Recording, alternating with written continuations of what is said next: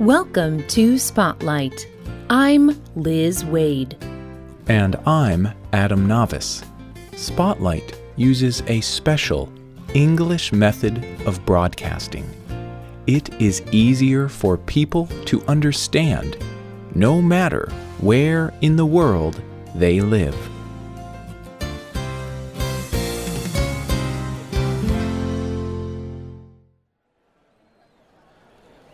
Friends, comrades, and fellow South Africans, I greet you all in the name of peace, democracy, and freedom for all.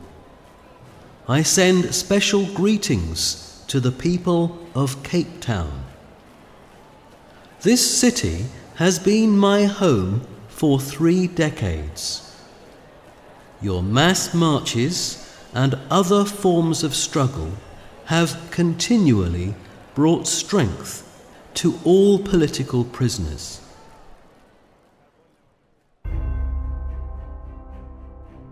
Nelson Mandela spoke these words in Cape Town, South Africa.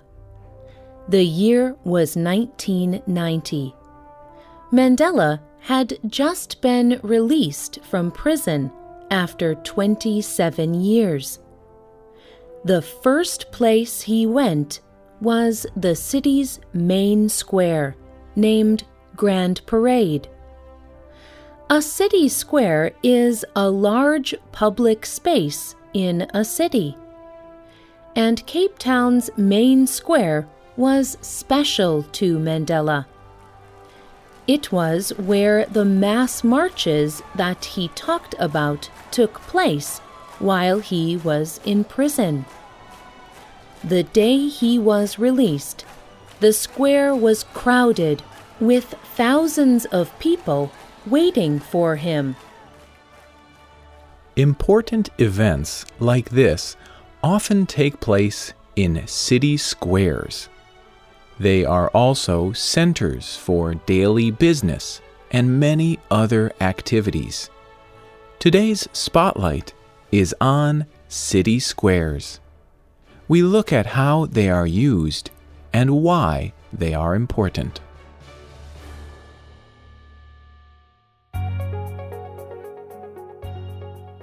City squares are not just simple places. Many people have tried to define what they are and what they mean. One book that tries to do this is called City Squares. Katie Marin wrote this book along with many other famous writers. They explored how people use these large empty spaces in the middle of cities around the world. They wrote about why the possibilities of city squares are so important. City squares are planned empty spaces. They are defined, first of all, by what they are not. Squares are a part of city life. They are neither natural nor standing alone. They are of the city as well as in it, but how they are used changes through history.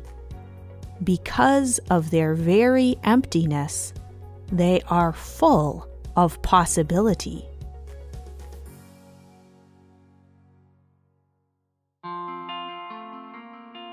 People have built and used city squares since ancient times.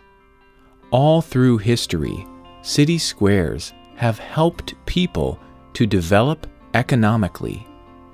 They have been centers of trade. They have helped cities to express their culture. And they remain popular areas for important social and political events. City squares are not always in the shape of a square. Some are round. Some are shaped like a fan or half circle. Others are long and thin. Often, they even have special names that help people remember an important person or event in that city or country. But whatever their shape or name, city squares are not like any other place in a city. Many city squares are still important for a city's economy. Rynek Główny is a city square of Krakow, Poland. It is a large square with a long building in the middle. This building is a market. People can walk through and buy food, clothing, and many other items. There are also restaurants around the outside of the square. On one end is a large, famous church. People come to Rynek Główny to shop, to eat, to pray, and just to meet other people.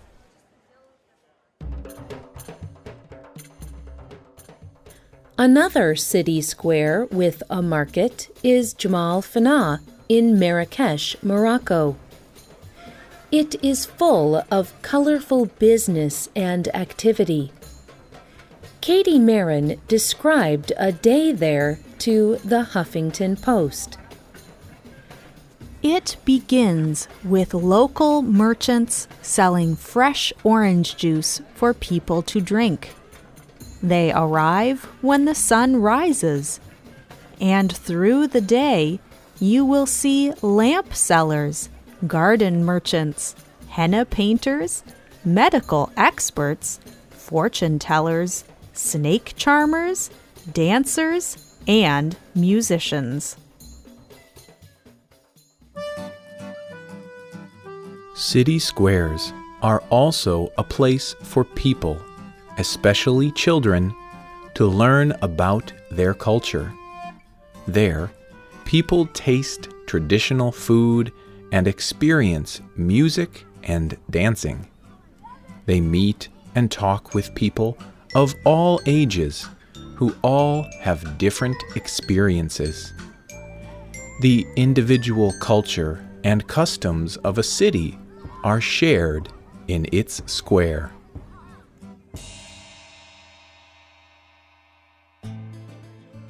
Mexico City's Zócalo has been a place for people to meet since the 1400s. It was the historical center of the Aztec Empire. Today, this huge empty space is in the middle of one of the largest cities in the world. The square creates a space for people to gather and to celebrate. A large Mexican flag flies in the middle of the square.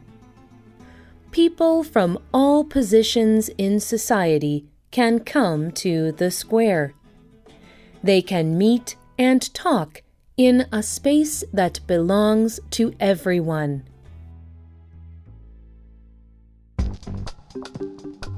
This common belonging also means that city squares are often places of political activity. City squares have been areas for meetings and protests for hundreds of years. These can be in support of the government. For example, huge parades often happen in Kim Il-sung Square in Pyongyang, the capital of North Korea. But often, the political gatherings in squares are against the government. In 2011, thousands of people gathered in the city square of Cairo, Egypt. Tahrir Square is a large traffic circle. The crowds filled the square.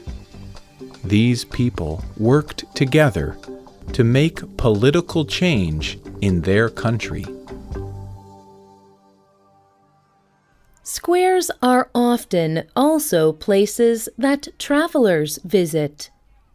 Tourists from many countries come to see the Red Square in Moscow, Russia.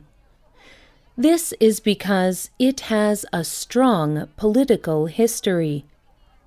It is also very beautiful. The colorful government building, the Kremlin, is on this square. Local people and tourists pass through the square to enter nearby government buildings, parks, museums, and other places of interest.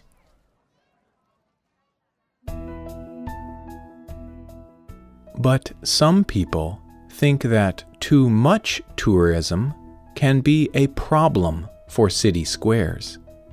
In the past, city leaders have met to discuss the way people use city squares changes. They have said that tourism in squares can lead to less local cultural activity.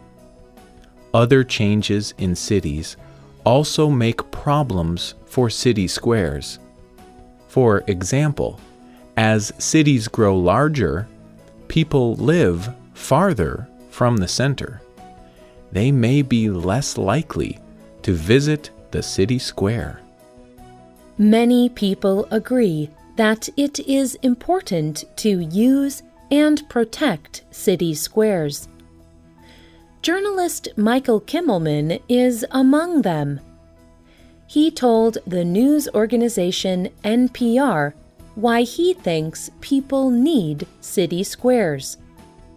For me, a square is about an idea of what a city life can be, and it has to do with a sense of community, a sense of shared values, a sense of greater possibilities, and a sense of humanity.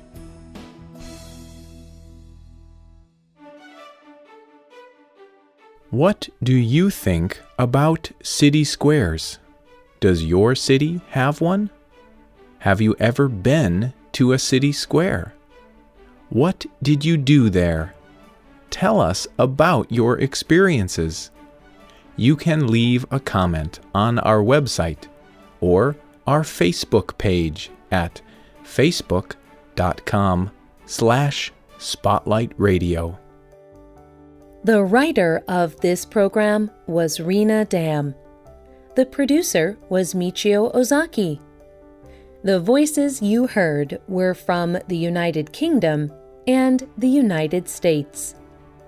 All quotes were adapted for this program and voiced by Spotlight. You can listen to this program again and read it on the internet at www.radioenglish.net. This program is called City Squares. You can also get our programs delivered directly to your Android or Apple device through our free official Spotlight English app.